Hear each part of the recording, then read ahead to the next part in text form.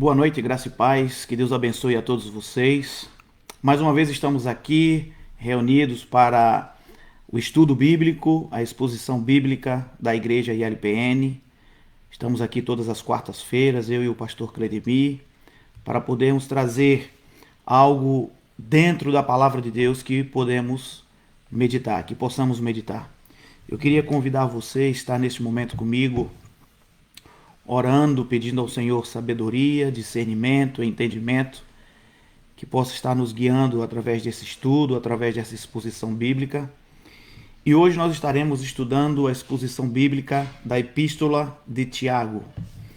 Tenho falado a semana passada, na quarta-feira, sobre esta epístola e nós vamos, a partir de hoje, começar um estudo sobre toda a Epístola de Tiago. Primeiramente, eu queria convidar você a orar, a estar diante da presença de Deus, pedindo que o Senhor possa estar ministrando sobre as nossas vidas, que possa estar falando aos nossos corações através dessa exposição, através desse estudo, em nome de Jesus. Senhor, nós queremos nos colocar diante da Tua presença, pois estamos aí a princípio de lermos a Tua palavra, Senhor. Que o Teu Espírito possa nos trazer o entendimento, Pai. Que o Teu Espírito possa falar aos nossos corações através das Tuas Escrituras, Senhor. Que nós possamos aprender e aplicar em nossas vidas.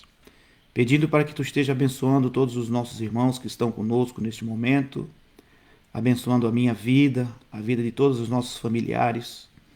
Que a Tua palavra, Senhor Deus, seja uma verdade que toque profundamente o nosso espírito, a nossa alma, o nosso ser.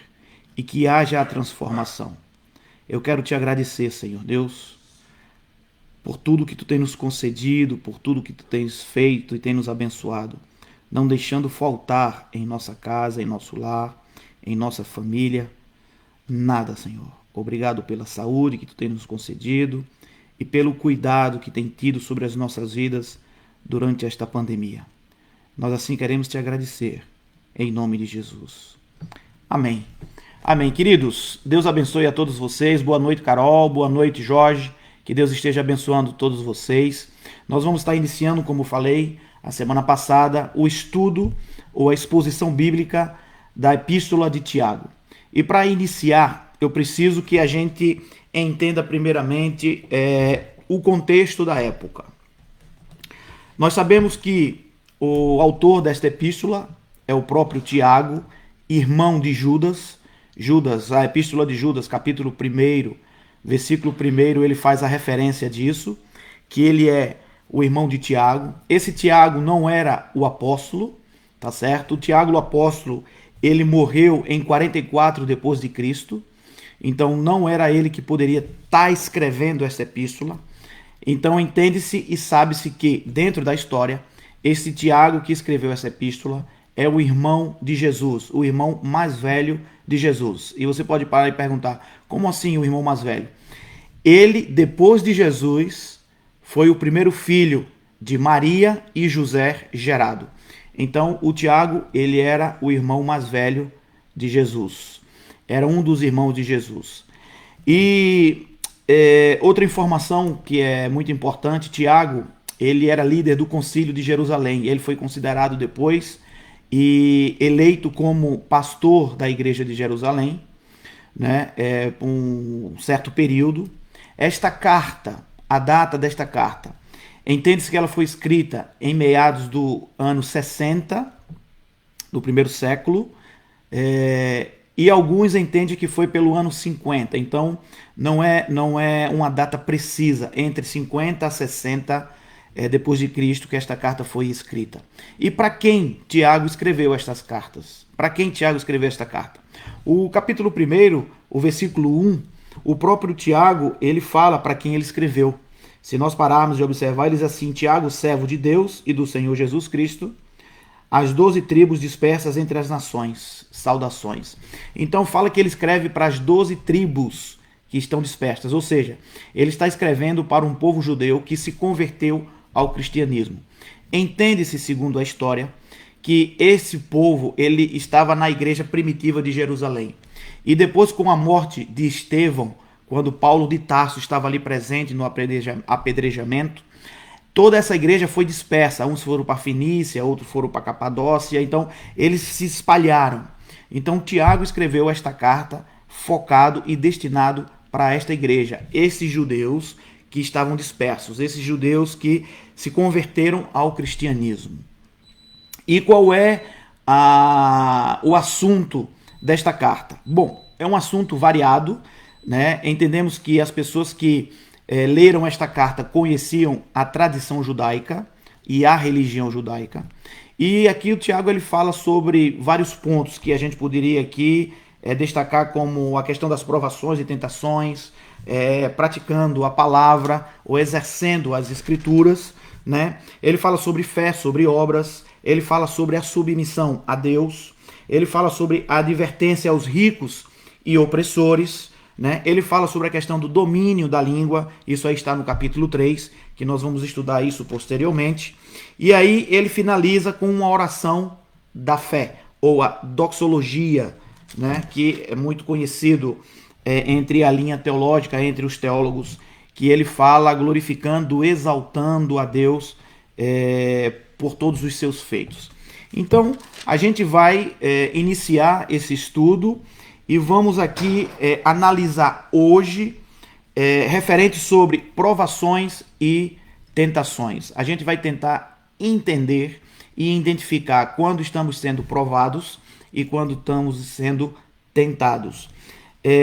Nós vamos hoje ler do versículo 1 ao versículo 18. E aí eu queria dividir em duas partes, tá? Entra aí a parte das saudações, que é o primeiro versículo, mas a partir do segundo versículo ao versículo 12, Tiago ele fala especificamente sobre provações. Ele tenta trazer para estas pessoas, trazer um ânimo, trazer uma exortação, trazer como eu poderia dizer, uma demonstração a este povo em relação às provações. E a partir do versículo 13 até o versículo 18, Tiago fala sobre a questão da tentação. Então nós vamos estudar exatamente hoje sobre provação e tentação. Como eu faria aqui? Eu quero aqui destacar, como já falei, esses dois pontos desse texto, do versículo 2 ao versículo 18, sobre provação e tentação. Então, eu quero ver aqui com você, primeiramente, sobre alguns pontos que eu identifiquei em relação a esses dois tópicos que nós falamos sobre provação e tentação. Iniciando o versículo 1, que é as saudações que Tiago diz, ele diz: Tiago, servo de Deus e do Senhor Jesus Cristo. Esse servo aqui, na tradução grega, é chamada como doulos ou doloi. Isso significa escravo. Então o próprio Tiago, irmão de Jesus, ele se apresentava como escravo de Cristo, servo, aquele que estava totalmente focado, entregue à disposição do Senhor Jesus. Ele estava ao fazer, ao caminhar, ao agir segundo a vontade do Senhor Jesus. Então, Tiago, escravo de Deus e do Senhor Jesus Cristo. E aí ele sauda e diz que está escrevendo esta carta às 12 tribos, as 12 tribos de Israel. Então, são todos os judeus que ali estão, que foram convertidos ao cristianismo, está sendo direcionada esta carta a estas pessoas, como eu falei no princípio. Então, a partir do versículo 2, Tiago diz o seguinte: meus irmãos, considerem motivo de grande alegria o fato de passarem por diversas provações. Nesse versículo 2, a gente pode até parar e perguntar primeiramente assim: oi, como o próprio Tiago, que não era apóstolo, mas ele estava dentro do mesmo círculo e convivia com todos os apóstolos naquele momento, ele diz que aos seus irmãos, aquele a quem ele está escrevendo, que considerem um motivo de grande alegria o fato de passar por diversas provações. Se nós pararmos e não soubermos a diferença entre provação e a tentação, a gente poderia achar que Tiago estava sendo um pouco masoquista. Como eu devo ser alegre por passar pelas provações? E é exatamente aí onde a gente vai tentar desenvolver um pensamento ao qual o próprio autor Tiago tenta nos ensinar sobre o que é a provação. Aí, continuando o versículo 3, ele diz: pois vocês sabem que a prova da sua fé produz perseverança. E a perseverança deve ter ação completa, a fim de que vocês sejam maduros e íntegros, sem lhes faltar coisa alguma. A gente observa aí que entre o versículo 2 e o versículo 3, o próprio autor, ele diz o seguinte, que a aprovação ela deve gerar em nós alegria. É o primeiro ponto. Se você observar no versículo 2, que considere um motivo de grande alegria o fato de passarem por diversas provações. Então, a aprovação ela é um motivo de alegria para nós, crentes, aqueles que estão vivendo o cristianismo genuíno.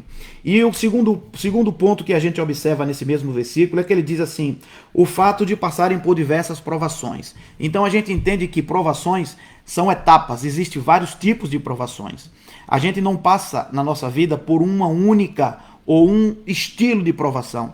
Existem vários estilos de provações. Existem aquelas provações que são amenas, existem aquelas provações que são colocadas no meio mediano, existem as provações que são um pouco mais graves, aquelas provações que muitas vezes machuca bastante os nossos corações. É difícil de viver desse período de provação que você está passando, né? Então, a gente observa que o próprio Tiago está dizendo que, além de estarmos alegres, que gere alegria em nós por estarmos passando essas provações, vai existir diversos tipos de provações. Não é só uma provação que você passa, não são 2 provações, nem 3 provações. São vários e diversos tipos de provações que nós vamos passar. Ele diz também que, além de passarmos por essa provação, a provação vai gerar alguma coisa em nós. E o que é que vai gerar em nós? A perseverança. E essa perseverança faz com que, através da experiência que nós vamos passar pelas provações, vai nos tornar o quê? Além de maduros, nos tornar íntegros. Então, isso é importante para que todo crente, todo cristão possa ter em mente. Para que eu consiga vencer uma provação ou ser provado pela uma provação, aprovado pela uma provação, eu preciso perseverar. E essa perseverança vai gerar em mim uma experiência daquela provação que estou passando. E aquilo vai gerar também em mim um estágio de maturidade e integridade. Então, o próprio autor ele está dizendo que esta aprovação que vamos passar, ela vai gerar em nós uma maturidade e uma integridade por causa da perseverança que vamos ter em relação a esta aprovação. E aí, um outro ponto que eu queria destacar aqui em relação a isso, ele diz o seguinte, que a perseverança, quando ela é feita em ação completa, ela vai gerar e não vai nos faltar nada. Ela vai gerar em nós a ação que nós possamos nos tornar maduros e íntegros pela experiência que nós vamos adquirir em relação a esta provação que estamos passando, e não vai faltar nada, nem nada, alguma coisa, ele diz assim, sem lhes faltar coisa alguma. Porque você vai aprender sim, viver através dessas provações. Você pode estar se perguntando, sim pastor, mas a provação, ela vem de Deus ou vem do diabo? A tentação, ela vem de Deus ou ela vem do diabo? A gente vai concluir e vamos responder a sua pergunta no decorrer dos estudos que nós vamos fazer aqui até o versículo 18. E aí, continuando a partir do versículo 5, ele diz assim, se alguém de vocês tem falta de sabedoria, peça a Deus, que a todos dá livremente, de boa vontade, e lhes será concedida. Então, ele diz que quando nós devemos passar pelas provações, nós devemos, além de ser perseverantes, pedir a Deus sabedoria para podermos passar por esta provação. Aí eu pergunto, será que você por si só teria condições de passar por esta provação? Não. Por isso que Deus nos enviou o Espírito Santo, porque é o Espírito Santo quem nos ensina, quem nos auxilia, quem nos dá o direcionamento e que nos mostra como nós devemos agir em cada provação e em cada situação que nós nos encontramos. Então, para que isso possa acontecer, o próprio Tiago, o próprio autor, ele diz que nós devemos pedir sabedoria a Deus. Mais adiante na sua carta, em alguns capítulos mais na frente, nós vamos ver que ele diz que nós devemos pedir a sabedoria do alto e não do mundo, porque a sabedoria do alto vem de Deus, mas a do mundo vem do diabo. Então o próprio Tiago ele já está alertando, ademoestando aqui aos seus leitores, dizendo, olha, se algum de vocês tem falta de sabedoria, se vocês não sabem como enfrentar esta provação que está se passando, se vocês não têm um mínimo de entendimento como você pode proceder diante dessa provação que está diante de você, peça sabedoria a Deus. Peça sabedoria a Deus. É importante aqui a gente saber diferenciar sabedoria de conhecimento. Nem todos que têm conhecimento são sábios, mas todos os sábios têm conhecimento. Então, o que o próprio autor está falando aqui é que nós devemos pedir sabedoria a Deus. E ele diz, e ele vai te dar livremente, de boa vontade, e isso vai ser concedido. Então Deus não vai criar objeção ou tentar pedir a você algo para que você possa receber esta sabedoria. Não, a própria palavra diz que ele vai nos dar livremente e de boa vontade. E o que é que isso significa? Que Deus ele está disposto, disponível, pronto para dar da sua sabedoria a todo aquele que pedir a ele. Mas aí ele tem um ponto no versículo 6 muito importante. Ele diz assim,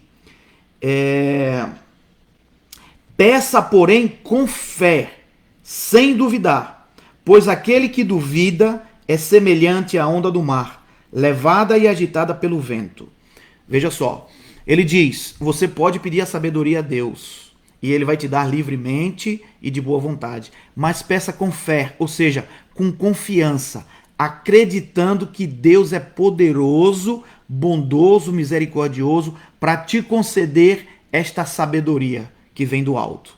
Ele diz, não duvide, e aí ele dá um exemplo aqui, porque aquele que duvida, ou ele fala que a própria dúvida, pois aquele que duvida é semelhante à onda do mar, que é levada e agitada pelo vento, ou seja, não tem nenhum direcionamento. É uma pessoa perdida. Aquele que duvida gera uma falta de discernimento, de direção, de norte, para onde ir. Ele está dizendo isso. Aí ele fala assim, a partir do versículo 17, não pense tal pessoa que receberá coisa alguma do Senhor, pois tem mente dividida e é instável em tudo o que faz. Ou seja, ele está dizendo que uma pessoa que duvida, ele gera divisão no seu próprio coração. Ele não sabe a quem acreditar. Ele não tem confiança ou certeza daquilo que está ouvindo ou que está pedindo. Ele vai gerar esta dúvida em seu coração, que esta dúvida por si só vai trazer uma divisão, né? E essa pessoa se torna o quê? Instável em tudo que ele faz. Então é importante a gente observar que quando nós estamos passando pela provação, é muito importante que nós estejamos alegres, e vocês vão entender o porquê, sejamos perseverantes, e se faltar sabedoria para continuarmos perseverando nesta provação, nós devemos pedir a Deus com fé, sem duvidar. Porque a dúvida vai te tornar uma pessoa completamente instável. A dúvida, ela faz com que a confiança que você deveria ter não seja enraizada em si mesma para acreditar e confiar naquilo que Deus prometeu. Porque o próprio autor está dizendo que se nós pedirmos a sabedoria a Deus, ele vai nos dar livremente e de boa vontade. Então não existe objeção, existe sim a questão de se você não pedir com fé, simplesmente por pedir, mas você deve acreditar que esta sabedoria, que este discernimento, que essa desenvoltura que você vai ter por enfrentar essas provações é a sabedoria que é dada por Deus. Então não duvide, não seja como uma onda do mar que é impelida pelo vento para um lado e para o outro e ela não sabe para onde vai. Uma pessoa que gera dúvida em seu coração, ela verdadeiramente está perdida, ela não tem um norte a seguir, ela está completamente confusa e, além de tudo, vai gerar divisão em suas decisões. Uma hora ela vai querer sim, outra hora ela não vai querer. Uma outra hora ela vai achar que deve fazer assim, mas uma outra hora ela vai dizer, não, eu não devo fazer desse modo, mas devo fazer de uma outra forma. Então, essa dúvida que vai gerar, torna você completamente inconstante.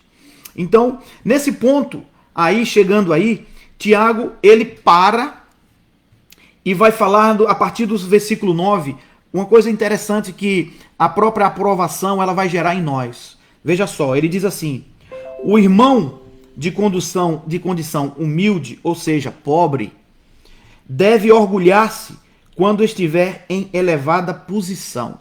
Eu vou explicar a vocês aí o que o Tiago está falando em relação a esta elevada posição. E ele continua no versículo 10. E o rico deve orgulhar-se caso passe a viver em condição humilde, porque o rico passará como a flor do campo, pois o sol se levanta, traz o calor e seca a planta. Cai então a sua flor, e a sua beleza é destruída. Da mesma forma, o rico murchará em meio aos seus afazeres. Como eu falei no princípio, quando Tiago escreveu esta carta, estava havendo uma dispersão da igreja de Jerusalém, por causa da perseguição que os fariseus estavam fazendo ao cristianismo. Um exemplo é o próprio Paulo de Tarso, que estava em Atos falando isso, que estava diante de Estevão e mandou apedrejar Estevão por blasfêmia. Então, naquele momento, toda a igreja estava com medo e estava passando por uma situação difícil. O próprio Tiago, como era líder e pastor dessa igreja, entendeu que isto era uma provação que a igreja estava passando. E por esse motivo, ele pediu para que a igreja permanecesse perseverante e não desanimasse. Que se faltassem sabedoria, pedissem a Deus com fé, sem duvidar. E aí ele fala que a própria provação, ela vai gerar em nós humildade. E aí quando ele fala sobre a questão daquele que tem a condição humilde, aquele que seja pobre, ele deve orgulhar quando estiver em elevada posição. A elevada posição que ele está falando aí é em ser um cristão, é em ser um servo de Deus, é em ser um eleito de Deus, um escolhido de Deus. Esta é a elevada posição. Então ele está dizendo, olha, você que é pobre, que tem uma vida paupérrima, você deve se orgulhar, né, quando estiver em elevada posição, porque você é um filho escolhido de Deus.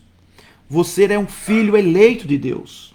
E aí ele diz, e o rico, ele deve orgulhar-se caso passe a viver em condições humildes, ou seja pobre, se torne pobre, que toda a sua riqueza que tinha, ele venha a perder por causa dessa perseguição. Ele é obrigado a abandonar tudo o que tem, seus bens, suas fazendas, seus campos, sua casa, e ter que fugir por causa dessa perseguição, assim como a igreja fazia no primeiro século, a igreja primitiva fazia.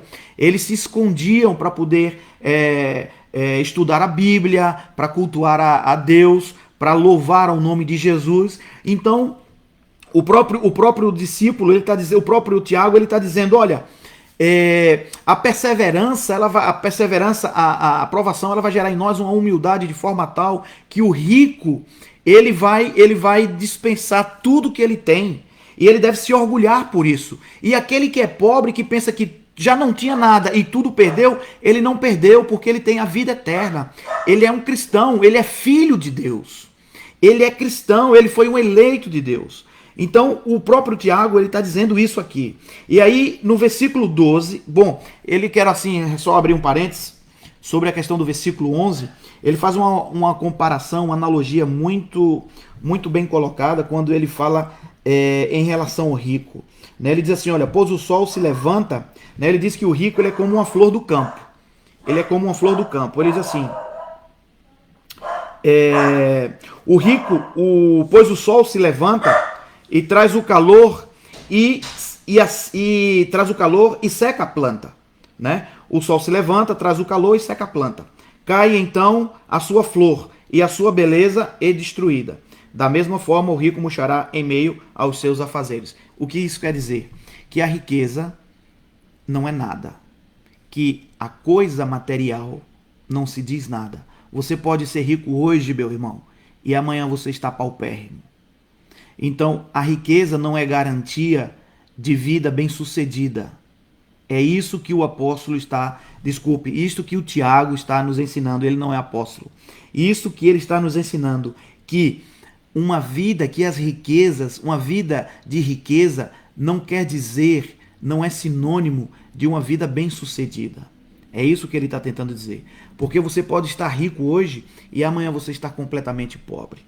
E aí, finalizando sobre a questão da provação, Tiago fecha aqui no versículo 12, dizendo que feliz é o homem que persevera na provação, porque depois de aprovado, receberá a coroa da vida que Deus prometeu aos que o amam. Então, todo aquele que é provado e é aprovado por esta provação, ele receberá a coroa da vida.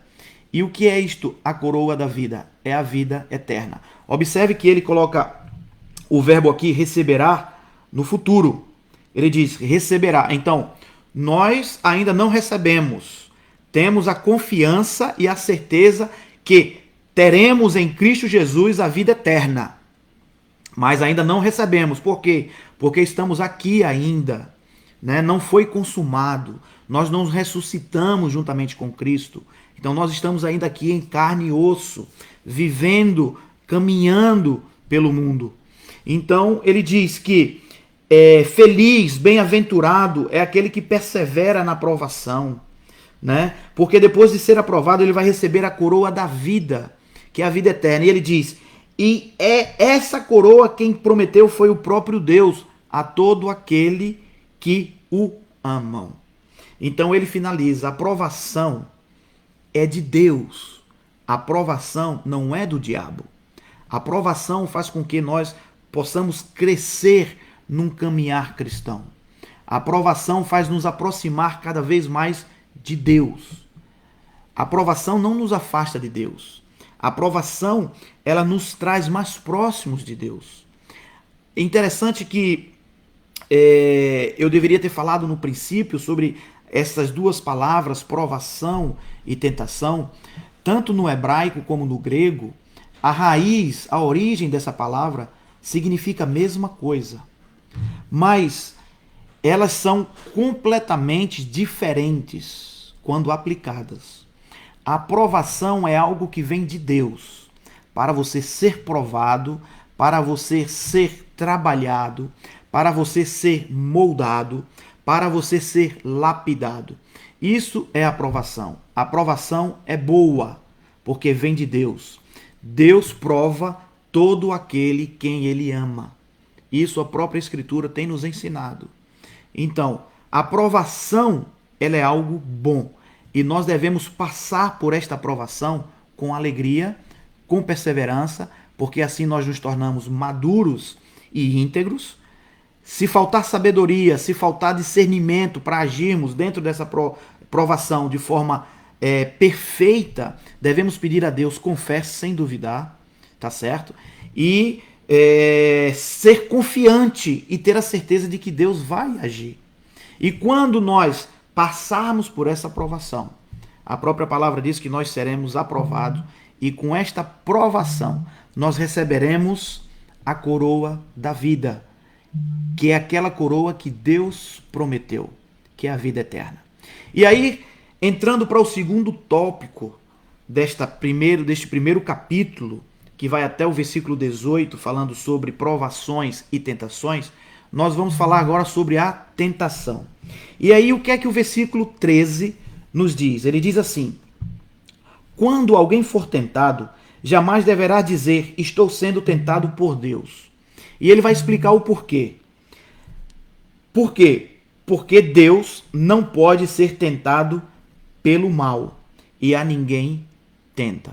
Então nós observamos que a tentação não vem de Deus. O próprio Tiago está dizendo. Então não é difícil de a gente entender que a tentação ela vem através de duas fontes. Só duas fontes.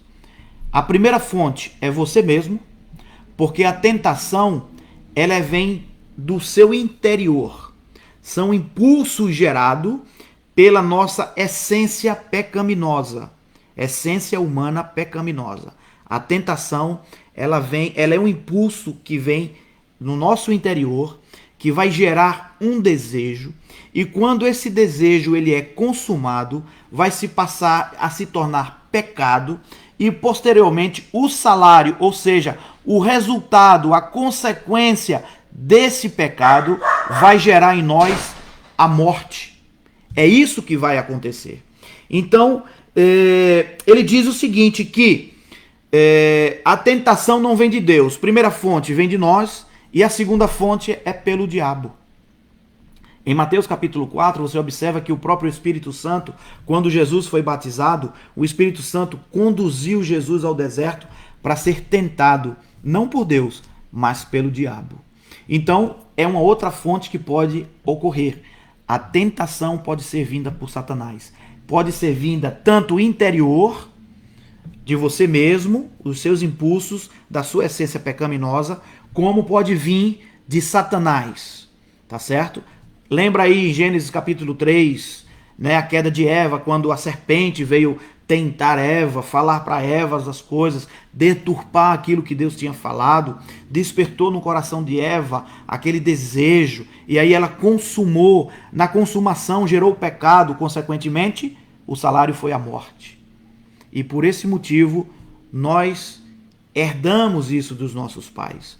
Então, a tentação, ela só vem por duas formas, por você mesmo, por mim mesmo, saindo do nosso interior, ou por Satanás. E aí ele diz assim, por que a tentação não vem de Deus?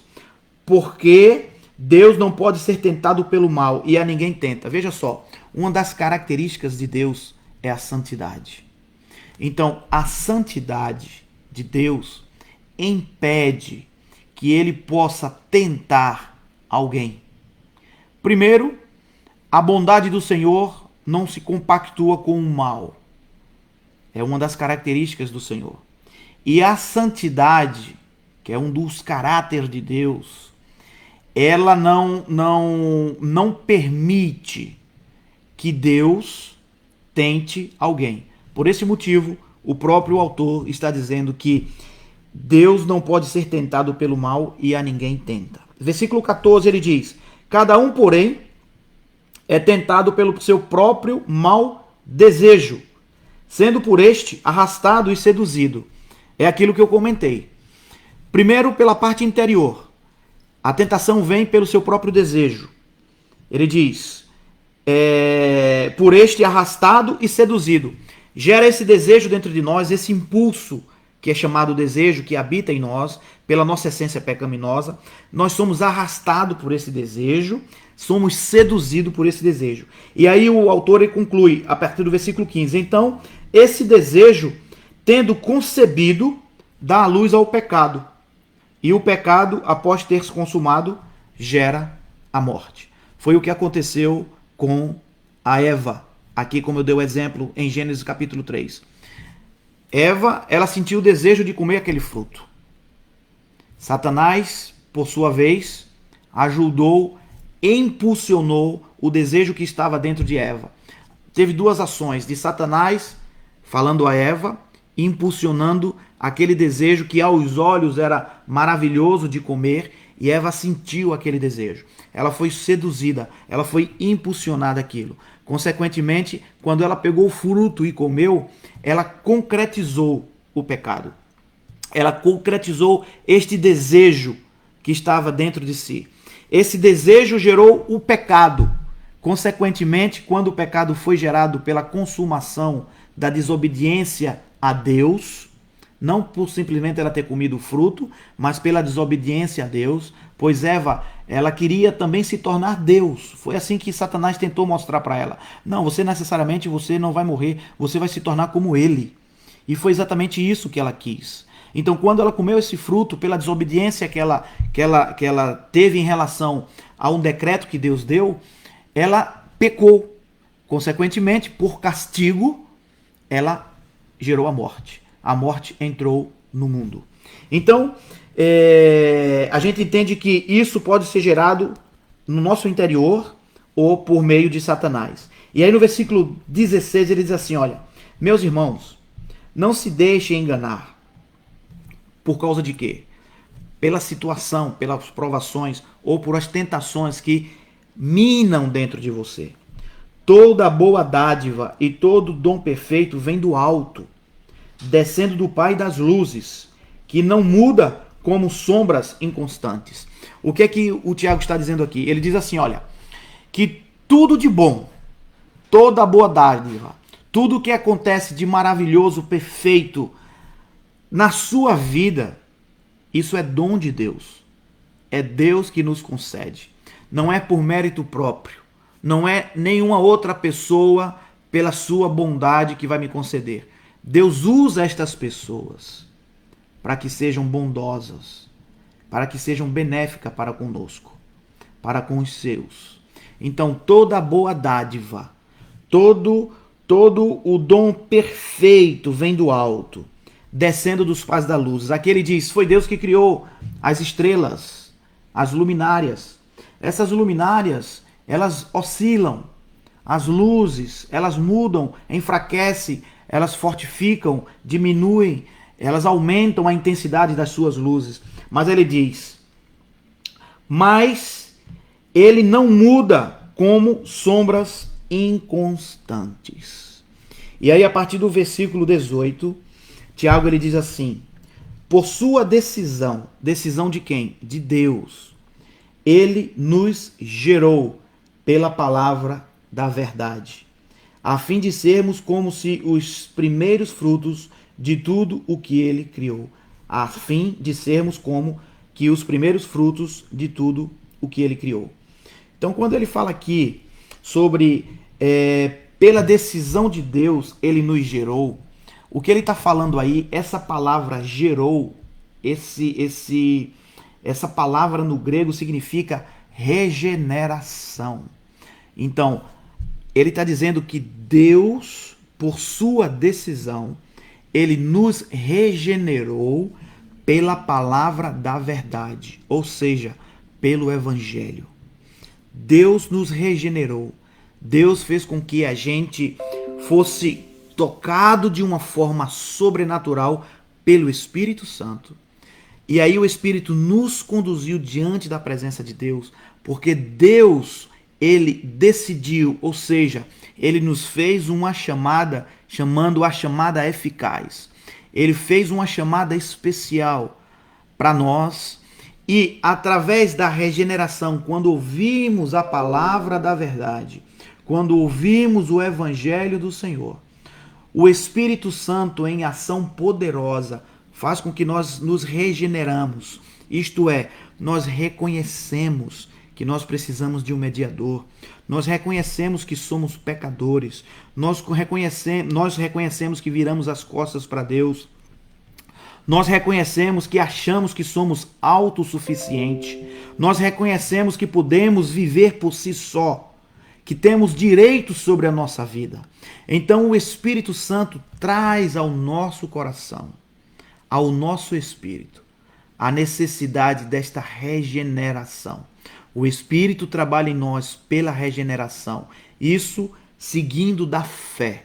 E aí, posteriormente, a conversão. Nós regeneramos e nos convertemos. Não é o contrário. Eu não me converto para regenerar. Primeiro eu preciso ser regenerado pelo Espírito de Deus. Ter a consciência, o entendimento de que eu necessito de salvação. Eu preciso de um redentor. Eu careço de redenção. E isso é através da nossa regeneração. Nós nos regeneramos pelo poder do Espírito Santo, pelo chamado que Deus nos fez, pelo um convite que Deus nos fez, e nós nos entregamos por fé, confiando, acreditando em Deus, pelo seu Filho Jesus Cristo, aquele quem deu a sua vida e morreu, expiando os nossos pecados e tornando-os o nosso Redentor, único e verdadeiro Senhor. Então, ele está dizendo, foi assim que Deus decidiu e nos gerou pela palavra da verdade. Para quê? A fim de sermos como que os primeiros frutos de tudo o que ele criou. De nos tornarmos homens perfeitos, seres humanos perfeitos, à imagem e semelhança do seu Filho Jesus. E aí, o que a gente traz para as nossas aplicações do dia a dia? Eu anotei aqui alguns pontos para que a gente pudesse desenvolver essas aplicações para a nossa vida cotidiana. Primeiro, falando sobre a questão da aprovação. A aprovação, ela vem de Deus, não vem do diabo. E não vem através de você mesmo. Isso é dada por Deus. Segundo, precisamos encarar todas as provações. Lembra? O próprio Tiago fala, é diversos. Nós precisamos encarar esta aprovação com alegria. Com alegria. Terceiro, precisamos ser perseverantes. Nós não podemos vacilar. Precisamos arregaçar as mangas e perseverar nas provações, pedindo sabedoria a Deus, se assim você achar que está em falta de sabedoria. E quarto, a recompensa desta perseverança, sendo aprovado pela essa aprovação, é a coroa da vida, ou seja, a vida eterna. Mateus capítulo 24, versículo 13, o próprio Jesus ele diz, aquele que perseverar até o fim será salvo. E é exatamente essa coroa da vida, a vida eterna. E em segundo ponto, sobre essa aplicação do nosso dia a dia, é sobre a tentação. Primeiro, nós precisamos fugir da tentação. Fugir. Amado, sentiu-se tentado por aquilo? Saia. Saia do local onde você se encontra, ou faça com que o pensamento que está gerando aquele desejo em se tornar posteriormente sendo consumado em pecado, tente tirar isso da sua mente. Ore, comece a orar, clame a Deus, peça ao Espírito Santo que te dê forças para você tirar isso da sua mente, do seu ser, do seu entendimento. Fuja da tentação. Aquele crente que diz, não, que é isso, eu vou porque eu sou forte para isso, meu amigo, você vai cair em uma cilada de Satanás. A gente precisa entender, você, meu irmão, nós não somos fortes para vencer as tentações se não for pelo Espírito Santo de Deus. Então a gente precisa sim fugir das tentações. Fugir das tentações. Segundo, a tentação ela não vem de Deus, a tentação ela vem do diabo, ou se não de você mesmo. Como a gente falou, do nosso interior. E para que isso não seja gerado por você mesmo, você precisa estar com a mente limpa, pura, com pensamento para as coisas do alto. Assim como o próprio apóstolo fala, precisamos pensar nas coisas do alto, em coisas boas, em boas ações, em atitudes, palavras boas. Terceiro e último, a tentação, ela impulsiona, é aquilo que impulsiona o nosso interior, sendo concebido, aquilo que eu falei, gerando em pecado e, por sua vez, em morte. A tentação faz com que o homem fracasse. A aprovação faz com que o homem seja um vitorioso. A tentação faz com que o homem fracasse. Deus usa a aprovação para fazer com que o homem se amadureça e se aperfeiçoa. Satanás usa a tentação para que o homem seja destruído. Então, este primeiro capítulo que nós estudamos de Tiago, do capítulo versículo 2 ao versículo 18, falando sobre provação e tentação, é exatamente isso que o próprio autor traz para as pessoas que estavam dispersas, para a igreja primitiva de Jerusalém. Que Deus possa estar nos abençoando e nos dando o discernimento. Agora você pode sim discernir e separar o que é provação e o que é tentação. Na provação, seja alegre, perseverance e vença, pois Deus está te aperfeiçoando, está te moldando, está te lapidando. Na tentação, saiba que pode ser vinda por você ou por Satanás. Primeiro passo, fugir. pedir que o Espírito Santo de Deus nos dê forças para que nós possamos sair desta cilada, desta armadilha, para que nós não venhamos a pecar e assim, consumindo este pecado, gerar em morte. Que Deus possa estar nos dando esse entendimento, esta força. Eu queria nesse momento, meu irmão, orar com você, pedir para que Deus possa estar nos dando direcionamento, entendimento, discernimento através do seu Espírito. Senhor, quero te agradecer por tudo, pela tua palavra que aqui foi aplicada, pela tua palavra que foi exposta, Senhor. Que nós possamos, Senhor Deus, não só ouvir, mas praticá-la. Que nós possamos agir, Senhor. Que nós possamos discernir o que quando estamos sendo provados e quando estamos sendo tentados. Que o teu Espírito possa, Senhor Deus, nos dar sabedoria suficiente para vencermos as provações e podermos ter forças para afugentarmos a tentação. Que o teu Espírito possa estar nos abençoando. Que o teu Espírito possa estar nos guiando. Que o teu Espírito possa estar nos ensinando, Senhor. Obrigado por tua palavra maravilhosa. Obrigado, Senhor Deus, pelo teu amor. Obrigado pela tua misericórdia e obrigado pela tua graça. Assim nós te pedimos e te agradecemos. Em nome de Jesus. Amém. Queridos, eu queria aqui agradecer a vocês, ao Jorge que esteve aí sempre conosco, a Ieda, né, a Amélia, tem mais outras pessoas que estão aí, Tatiana, minha esposa, está por aí, a Sheila, que Deus te abençoe, Sheila também, Daniele está por aí, Lisângela está aí também nos ouvindo, Livinha, Lauro, um abração, meu amigo, que Deus te abençoe, em breve eu quero você aqui conosco, em nome de Jesus. A Rita está também por aí, que Deus possa estar abençoando todos vocês, que Deus possa estar dando entendimento e direcionamento no coração de todos vocês. Saiba que você é filho de Deus, você é luz e sal nessa terra, você é luz para as nações. Que Deus te abençoe, nós vemos na quarta-feira próxima, se assim Deus permitir. Não sei se estarei eu ou o pastor Cledemir, mas só lembrando que quando nós estivermos novamente aqui, dando continuidade aos estudos da carta, da epístola de Tiago, nós vamos estudar falando, praticando a palavra.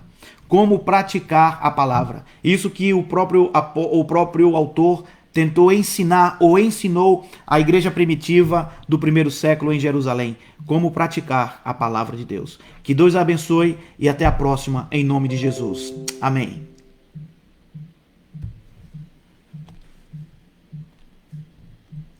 Alô? Fala, Gaspar. Leandro. Oi, Leandro. Tudo bom, meu irmão? Tudo bem,